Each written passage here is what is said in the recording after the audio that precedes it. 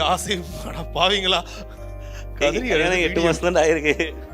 அவங்க வியூஸ் கண்டி காசு கண்டி போட்டுக்கிறாங்க, அவ்வளோதான். அப்படி பார்த்துட்டு போக வேண்டியதான். எங்கள் பெற்றோர்கள்லாம் ஊரில் இருக்கிறாங்க. இப்போ என் மாமியார் கூடலாம் அவங்க வந்து ஏஹெச்எம் பார்க்கும்போது போய் கேட்பாங்க, என்னது உன் மருமனுக்கும் மகளுக்கும் பிரச்சனையா அப்படின்னு தான் கேட்பாங்க. என் மாமியார் என்ன பதில் சொல்லுவாங்கன்னு எனக்கு தெரியும். ஒரு நாளைக்கு 7 லட்சம் சம்பளம்னா சும்மாவா? ஒரு நாளைக்கு சொல்றாங்களே. சொல்லுவாங்க. அதுல 10% தான் ஆரம்பம் தான். சீரியல் ஆரம்பத்தில் கமிட் ஆனப்போ அது 10% தான் வாங்கிட்டு இருந்தேன் நான். அதுவும் வெறும் 2000 ரூபாய் வாடகை, மாசத்துக்கு 2000 ரூபாய். அதை கூட கொடுக்க வக்கில் அவனுக்கு கழுத்தை பிடிச்சி வெளில தள்ளுவாங்க.